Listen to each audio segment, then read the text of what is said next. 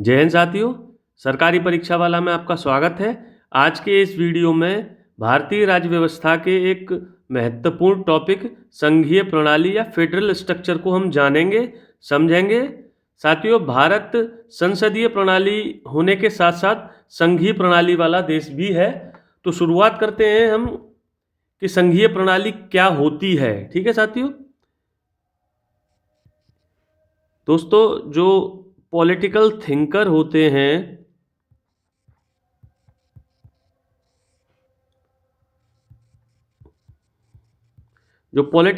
होते हैं, या राजनीतिक शास्त्री जो होते हैं, उन्होंने राष्ट्रीय सरकार और जो क्षेत्रीय सरकार होती है, जिसे हम भारत में राज्य सरकारें बोलते हैं, ठीक है,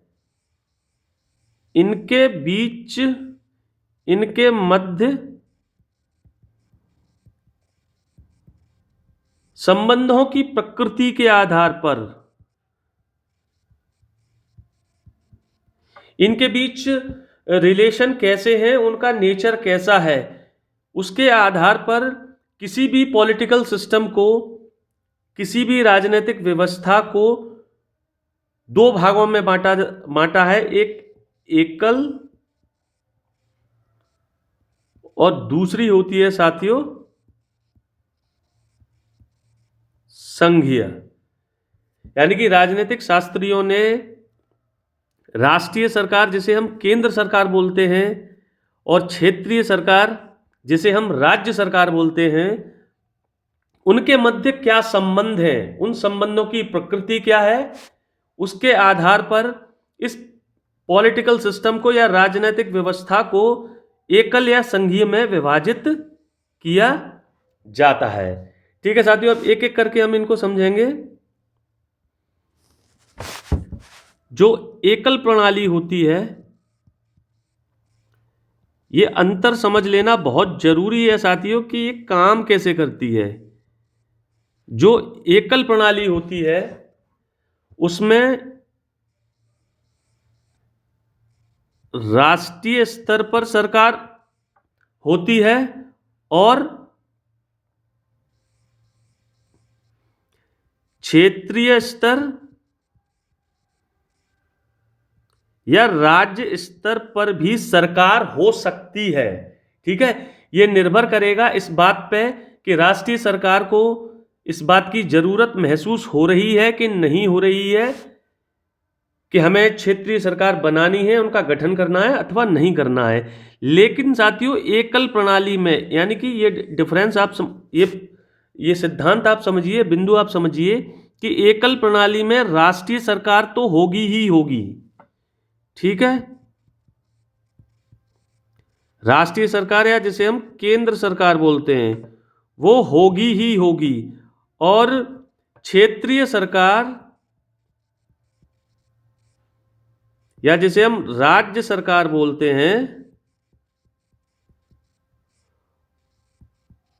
हो सकती है। ठीक है, और ये निर्भर किस पे करेगा? ये निर्भर करेगा राष्ट्रीय सरकार पर।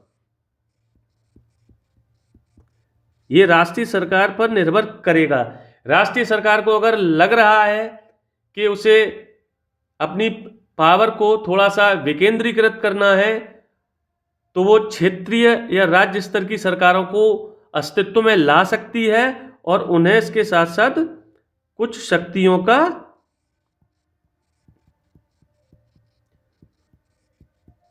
शक्तियों को सौंप सकती है।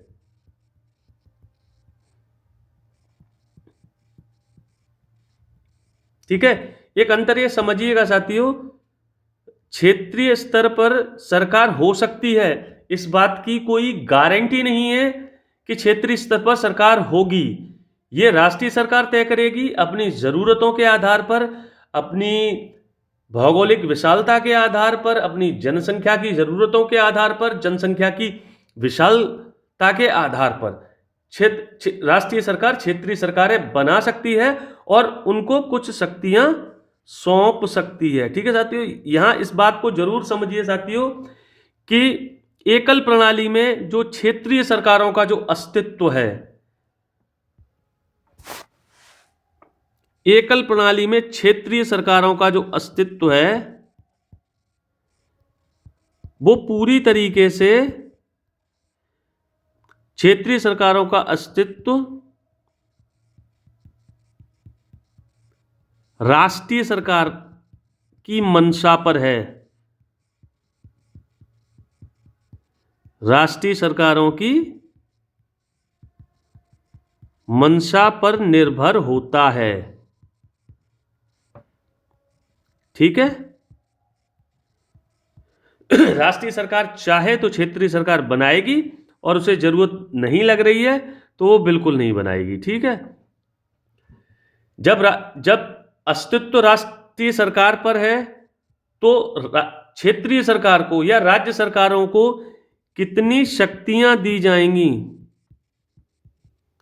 कितनी शक्तियां हस्तांतरित होंगी, ये पूरी तरीके से किस पर निर्भर करेगा? ये भी निर्भर करेगा आपका राष्ट्रीय सरकार पर। ठीक है साथियों, ये एकल सरकार की विशेषताएं होती हैं। ठीक है,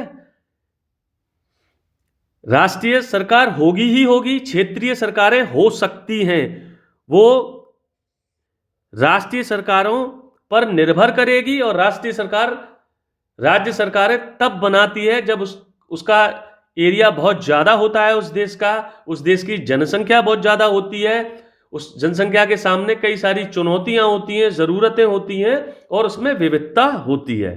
ठीक है, तो ऐसी ज़रूरतों को ध्यान में रखते हुए राष्ट्रीय सरकार, क्षेत्रीय सरकार और राष्ट्रीय सरकार राज्य सरकारें बना सकती है। यानी कि एकल प्रणाली में क्षेत्रीय सरकारों का अस्तित्व राष्ट्रीय सरकारों पर निर्भर करता है, उनकी मंशा पर निर्भर करता है, उनको कितनी ताकत देंगी ये राष्ट्रीय सरकार, ये भी राष्ट्रीय सरकार की मंशा पर निर्भर करता है। कुल मिलाकर एकल प्रणाली में राज्य सरकारें राष्ट्रीय सरकारों की मंशा पर निर्भर करती हैं।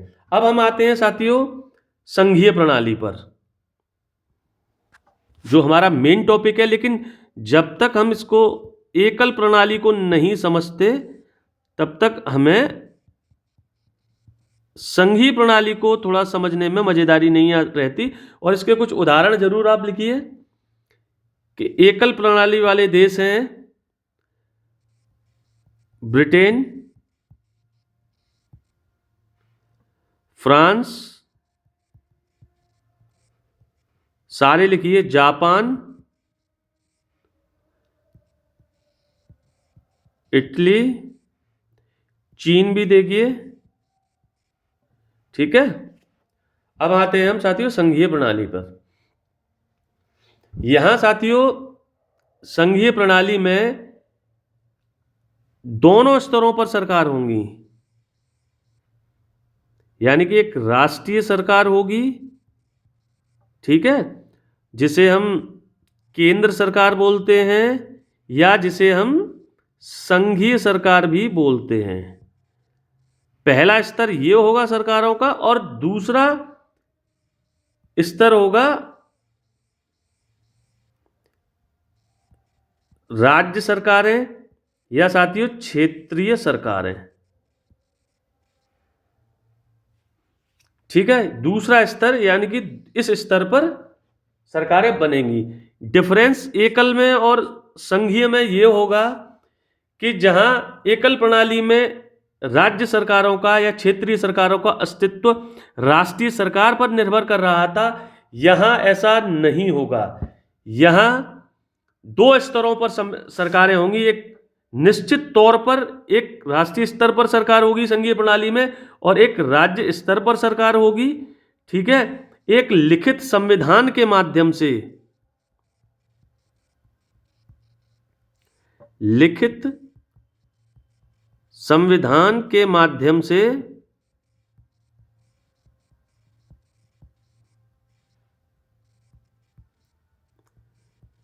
शक्तियों का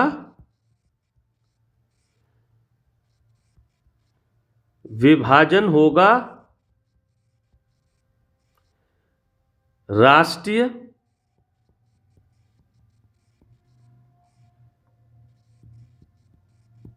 और क्षेत्रीय सरकारों के मध्य।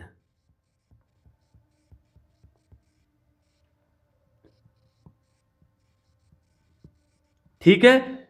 दूसरा मतलब साथियों इसमें यह समझिए कि यहां पर एकल प्रणाली की तरह राज्य सरकारों का जो अस्तित्व है वो राष्ट्रीय सरकार पर निर्भर नहीं करेगा। एक लिखित संविधान होगा और उस लिखित संविधान में ये उल्लेखित होगा कि राष्ट्रीय स्तर की जो सरकार है उसके पास क्या क्या ताकत है, किन किन विषयों पर वो कानून बना सकती है। ठीक है। और उसी लिखित संविधान में क्षेत्रीय सरकारों के पास क्या क्या ताकत है, क्या क्या शक्तियां हैं, किन विषयों पर वो कानून बना सकती है, इसका पूरा वर्णन होता है। मतलब लिखित संविधान के माध्यम से राष्ट्रीय और राज्य या क्षेत्रीय सरकारों के मध्य शक्तियों का विभाजन किया जाता है। संघीय प्रणाली में शक्तियों का विभाजन बेहद महत्वपूर्ण है। ठीक है। जहां शक्तियों का विभाजन, ठीक है, शक्तियों का विभाजन यहां पर बाध्यकारी मान लीजिए आप, एक तरीके से लिखित संविधान के माध्यम से शक्तियों का विभाजन हो रहा है। एकल प्रणाली में ये राष्ट्रीय सरकार की मंशा पर निर्भर कर रहा था। ठीक है। और ये कि कितनी ताकत देगी राज्य सरकारों को एकल प्रणाली में राष्ट्रीय सरकार, वो भी राष्ट्रीय सरकारों की मंशा पर निर्भर कर रहा था। यहां पर लिखित संविधान के माध्यम से ऐसा हो रहा है। दोनों स्तरों पर सरकारें होंगी बाध्यकारी रूप से, और संविधान के माध्यम से उनके मध्य शक्तियों का बंटवारा होगा। ठीक है साथियों। यानी कि दो स्तर पर सरकारें, केंद्र और राज्य, और एक लिखित संविधान होगा और उस संविधान के माध्यम से शक्तियों का बंटवारा होगा। एक पॉइंट और जरूर लिखिए महत्वपूर्ण, एक स्वतंत्र न्यायपालिका होगी।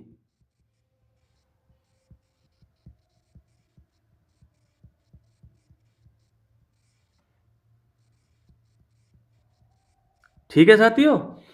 ये एक बहुत जरूरी खासियत होती है संघीय प्रणाली की, स्वतंत्र न्यायपालिका, कि अक्सर ये जो शक्तियों का विभाजन हो रहा है केंद्रीय स्तर पर और राज्य स्तर पर, इनको लेकर केंद्र और राज्यों के बीच टकराहट की स्थिति देखने को मिलती है।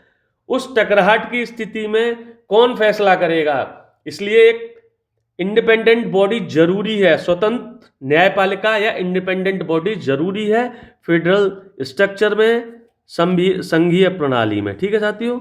तो ये संघीय प्रणाली हमारी कुछ इस तरीके से होती है। दो स्तरों पर इसमें सरकार होगी, लिखित संविधान के माध्यम से शक्तियों का बंटवारा, शक्तियों का विभाजन होगा राष्ट्रीय सरकार में और क्षेत्रीय सरकार में। और इस शक्तियों के बंटवारे को लेकर अगर कोई विवाद की स्थिति उत्पन्न होती है राष्ट्रीय सरकार में और क्षेत्रीय सरकार में, तो उस पर निर्णय देने के लिए, उस पर फैसला देने के लिए, उस विवाद को निपटाने के लिए एक स्वतंत्र न्यायपालिका होगी, जिसे सामान्यतः हम सर्वोच्च न्यायालय कहते हैं। ठीक है। इसके आप उदाहरण जरूर देखिए संघीय प्रणाली के। साथियों,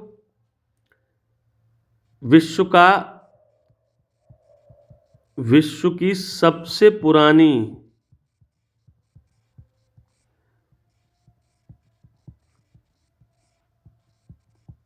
जो संघीय प्रणाली है या जो संघीय व्यवस्था है वो 1787 में अमेरिका ने एडॉप्ट की थी। ध्यान रखिए, बहुत महत्वपूर्ण। इसीलिए चूंकि अमेरिका ने सबसे पहले वैश्विक स्तर पर एक उदाहरण पेश किया था संघीय प्रणाली का, इसीलिए अमेरिका की संघीय प्रणाली से या अमेरिका की संघीय प्रणाली को आदर्श मानते हुए अन्य देशों की संघीय प्रणाली से उसकी तुलना की जाती है। अक्सर हमारे देश में भी ये तुलना होती है भारत की संघीय प्रणाली और अमेरिका की संघीय प्रणाली की। उसका कारण ये है चूंकि अमेरिका विश्व का पहला संघीय प्रणाली वाला देश था। ठीक है, और कई बार क्वेश्चंस भी पूछे जाते रहे हैं। दूसरा इसमें पॉइंट लिखिए साथियों, 1867 में कनाडा ने संघीय प्रणाली को अपनाया।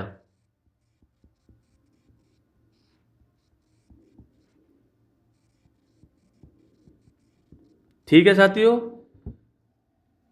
अमेरिका में 13 राज्यों ने मिलकर संघीय प्रणाली को अपनाया था, जबकि कनाडा में 4 प्रांतों ने मिलकर, 4 राज्यों ने मिलकर संघीय प्रणाली को अपनाया था।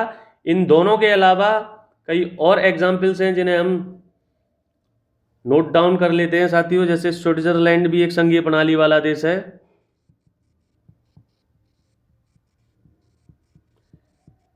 अपना प्यारा भारत,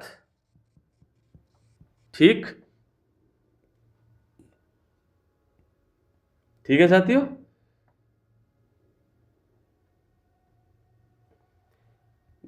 ये कुछ उसके एग्जाम्पल हो गए संघीय प्रणाली के। अमेरिका हो गया सबसे पुराना एग्जाम्पल, फिर उसके बाद कनाडा हो गया, और फिर उसके बाद स्विट्जरलैंड हो गया, और भारत हो गया। ठीक है साथियों, अब हम ये देखते हैं कि 2 इसके बेस्ट एग्जाम्पल दिए जाते हैं फेडरल स्ट्रक्चर के, एक अमेरिका का और एक कनाडा का। अमेरिका का तो आइडल के तौर पर, आदर्श के तौर पर स्थापित किया जाता है। तो हम देखते हैं कि अमेरिका संघ कैसे बना। ठीक है, और वहीं से इसको हम पैरेलल इंडिया के देखेंगे कि भारत कैसे संघ बना। ठीक है साथियों, संघ बनने की जो 2 प्रक्रियाएं होती हैं मुख्यतः, ठीक है,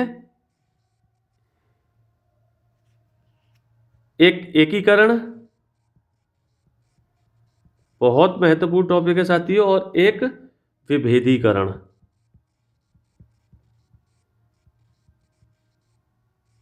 ठीक, और कुछ, हाँ, एक छोटा सा पॉइंट और इसमें लिखिए, ये जो संघ शब्द है ना, इसका ये ड्राइव हुआ है साथियों संधि से या समझौते से। ठीक है, चूंकि अमेरिका की जो संघीय प्रणाली है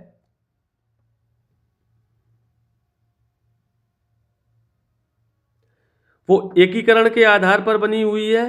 ठीक है, और सबसे पहला एग्जाम्पल था कि अमेरिका में जब अमेरिका अपने औपनिवेशिक शासन से मुक्त हुआ था तो 13 राज्यों के बीच अमेरिका के एक संधि हुई थी, समझौता हुआ था, और उसके बाद वो अस्तित्व में अमेरिकी संघ आया था। इसीलिए ये संघ या समझौता भी इसको कहा जाता है, क्योंकि अमेरिका पहला संघ था, उसी को आइडियल मानते हुए।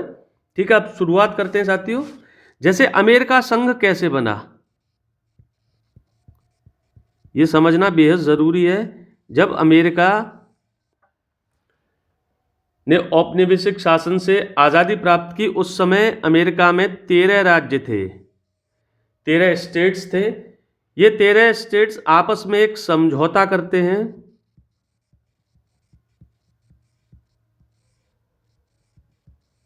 ठीक है, समझौता करते हैं और एक नई राजनीतिक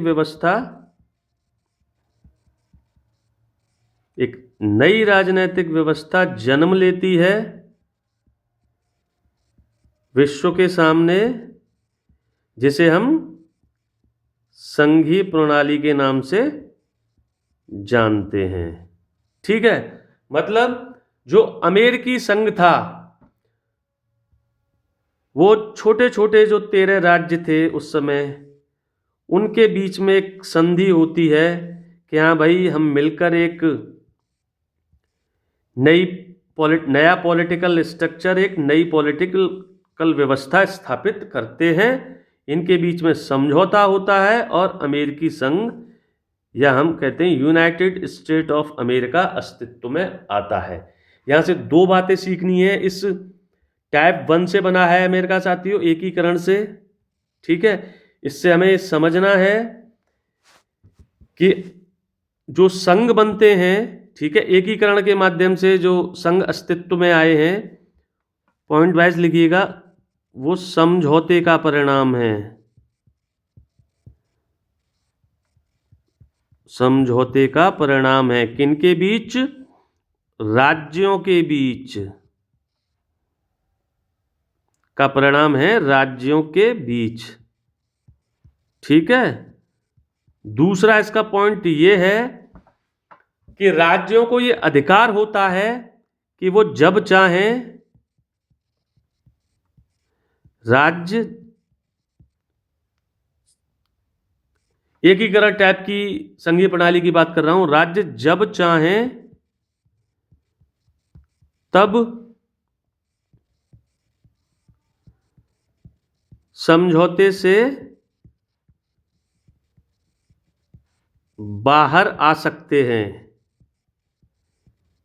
ठीक है, इसका मतलब है कि अमेरिकी संघीय प्रणाली या एकीकरण के माध्यम से जो देश संघीय प्रणाली बनेगा, वहां केंद्र का या जो राष्ट्रीय सरकार है,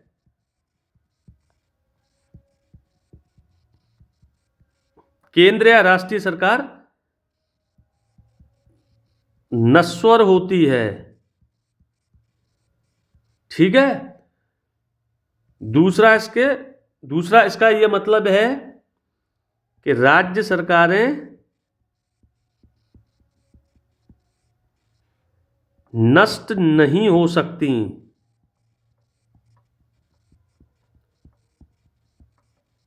अर्थात अनश्वर होती हैं। ठीक है, एकीकरण टाइप ऑफ फेडरल स्ट्रक्चर की मैं बात कर रहा हूं, यह समझौते का परिणाम होता है राज्यों के मध्य। राज्यों के पास ज्यादा ताकत होती है, राज्य जब चाहें तब समझौते से बाहर आ सकते हैं साथियों, और राष्ट्रीय सरकार इसमें नश्वर होती है, क्योंकि जब राज्य बाहर आ जाएंगे तो ऑटोमेटिकली जो नई राजनीतिक व्यवस्था आपने मिलकर खड़ी थी वो नष्ट हो जाएगी। लेकिन राज्य कभी इसमें नष्ट नहीं हो सकता है, राज्यों का अस्तित्व बरकरार रहेगा, राज्य नष्ट नहीं हो सकते हैं। ये एकीकरण के माध्यम से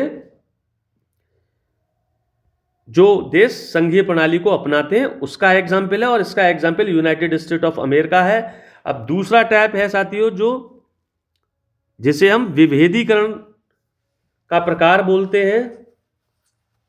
इसमें होता यह है साथियों, एक बड़ा राज्य होता है, कोई पहले से ही एक ज्यादा ज्योग्राफिकल एरिया वाला क्षेत्र होता है, जिसे हम कनाडा, आप जानते हैं कनाडा का क्षेत्रफल बहुत बड़ा है। ये प्रशासनिक सुविधा की दृष्टि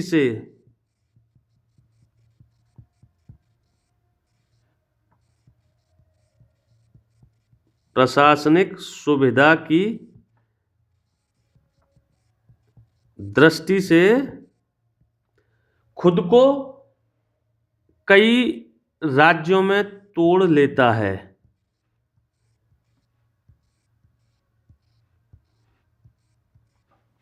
ठीक है, वहां एक समझौते के माध्यम से एक पॉलिटिकल सिस्टम खड़ा हो रहा है नया, यहां एक नया पॉलिटिकल सिस्टम खड़ा हो रहा है, लेकिन कोई समझौता नहीं हो रहा है अपनी प्रशासनिक सुविधा की दृष्टि से। ठीक है, ताकि अपने लोगों को ज्यादा बेहतर सरकार दी जा सके, उनकी जरूरतों को पूरा किया जा सके, उसकी प्रशासनिक सुविधा की दृष्टि से एक बड़ी पॉलिटिकल जो सिस्टम होता है वो अपने आप को कई छोटे छोटे हिस्सों में तोड़ देता है। ठीक है, और ये सब पूरा का पूरा दोनों केसेस में ये लिखित संविधान के माध्यम से ही हो रहा है।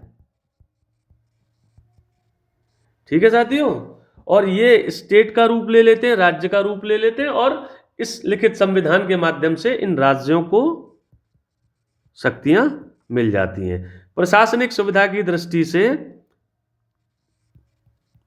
छोटे छोटे राज्यों या भौगोलिक इकाइयों में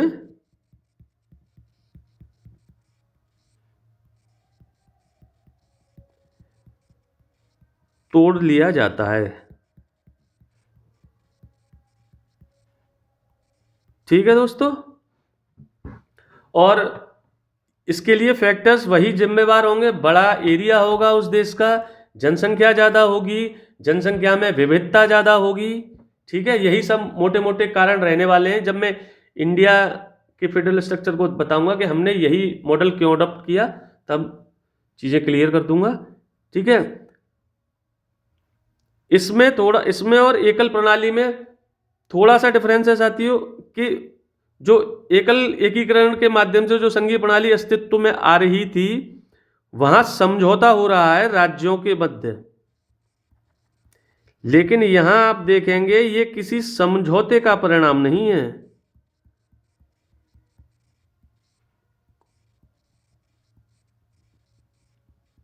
ठीक है, यहां एक पॉलिटिकल व्यवस्था पहले से थी, उसने प्रशासनिक सुविधा के दृष्टिकोण से खुद को छोटे छोटे हिस्सों में तोड़ लिया। ये कोई समझौता इनके बीच में नहीं हो रहा है। ठीक है, दूसरा इसमें पॉइंट ये लिखिए, जब समझौता नहीं हो रहा है तो राज्यों को संघ से अलग होने का कोई अधिकार नहीं है। ठीक है दोस्तों, कोई अधिकार नहीं होता है। ठीक है, इस तरीके की संघीय प्रणाली में राज्य संघ से अलग नहीं हो सकते हैं। ठीक है, इसमें केंद्र कभी नष्ट नहीं होता है, केंद्र अनश्वर होता है और राज्य नश्वर होते हैं। ठीक है, उम्मीद करता हूं ये चीज आपको समझ में आई होगी। केंद्र अनश्वर होता है, राज्य नश्वर होते हैं, क्योंकि कोई एग्रीमेंट नहीं हुआ है, कोई समझौता थोड़ी हुआ है। राज्य क्या पहले अस्तित्व में थोड़ी थे? राज्य तो हमने, या एक जो केंद्रीय ताकत है उसने अपनी जरूरत के हिसाब से उनका क्रिएशन किया है, जब चाहे तब वो उनको खत्म कर सकते हैं। ठीक है, एक लेकिन ये जितना भी हो रहा होगा ना, एक लिखित संविधान के माध्यम से हो रहा होगा। यहां ये एकल सरकार या राष्ट्रीय सरकार की इच्छा पर निर्भर नहीं कर रहा है, लिखित संविधान के माध्यम से ऐसा हो रहा है। और इसमें इस तरीके की प्रणाली में केंद्र राज्यों की तुलना में केंद्र ज्यादा ताकतवर होता है।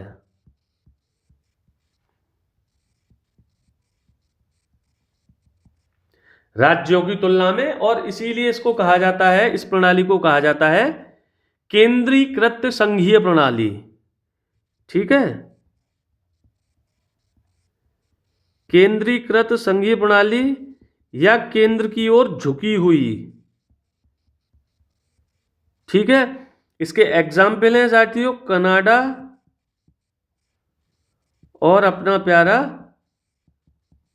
भारत। इस वीडियो को साथियों यहीं तक रखते हैं। अगले वीडियो में संघीय प्रणाली की कुछ विशेषताओं को लेकर हम मिलते हैं। जय हिंद साथियों।